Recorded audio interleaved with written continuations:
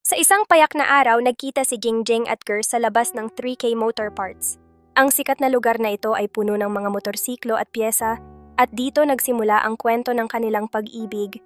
Pinili ni Gers na dalhin ang kanyang XRM para sa isang maliit na pagkukumpuni, sabik na ipakita ang kanyang bisikleta sa kanyang kaibigan na si Jingjing, na matagal na niyang pinapangarap na mapasaya. Ang hangin ay puno ng mga amoy ng langis at gulong, kasabay ng maiinit na usapan ng mga mekaniko. Habang abala ang mga tao sa paligid sa pagkumpuni at pagbili ng mga pyesa, si Gers ay tumayo sa tabi ng kanyang motor.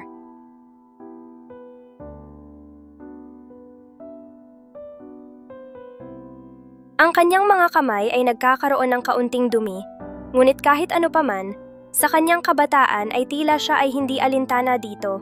Si Jingjing, na regular na bumibisita sa 3K, ay nakatingin sa kanya mula sa malayo.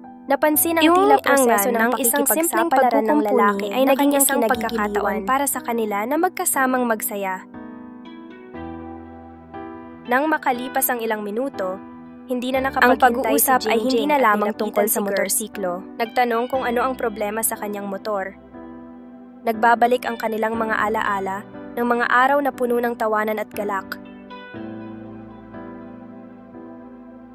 Mabilis ang daloy ng mga salita at ng tawa sa hangin, mga sulok ng kanilang mga puso, ay sa bawat organisa ng musika, lalo pang nadarama ni Jingjing na may espesyal na koneksyon. Pagkatapos namang maayos ang motorsiklo, naisipan nilang lumabas at mag-enjoy sa paligid.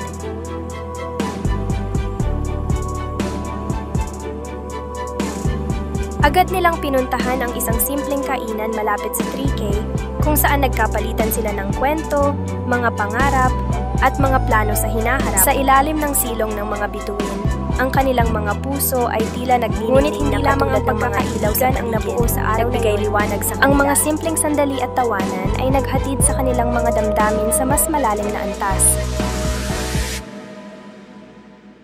Sa pag-alis ng araw, ang kanyang mga mata ay naglayag sa mga mata ni Gers na punong-puno ng pag-asa. Ang pagkikita ng dalawang tao sa isang payak na hakbang ay nagbigay ng simula ng kanilang kwento ng pag-ibig na puno ng kulay at saya.